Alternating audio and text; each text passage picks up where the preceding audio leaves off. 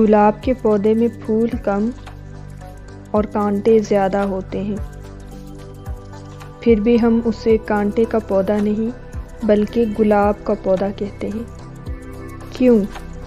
کیونکہ گلاب کا پھول اپنی خوبصورتی، رنگت اور خوشبو کی وجہ سے ہی کانٹوں سے زیادہ نمایاں ہوتا ہے۔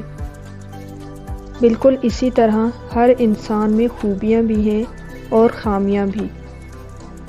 اپنی خوبیاں پہلے سے زیادہ پختہ کیجیے اور خوبصورت بنائیے، تاکہ لوگوں کو آپ کی خوبیوں سے اتنا فائدہ ہو کہ وہ آپ کی خامیاں اگنور کر دیں۔ اور ہمیشہ اپنی چھوٹی چھوٹی غلطیوں سے بچنے کی کوشش کریں، کیونکہ انسان پہاڑوں سے نہیں پتھروں سے ٹھوکر کھا کر گرتا ہے۔ ہر چیز کا صدقہ ہوتا ہے، اور عقل کا صدقہ یہ ہے کہ جاہل کی بات برداشت کرو۔ کسی رشتے کو کتنی بھی محبت سے باندھا گیا ہو، اگر عزت اور لحاظ چلا جائے تو محبت بھی چلی جاتی ہے۔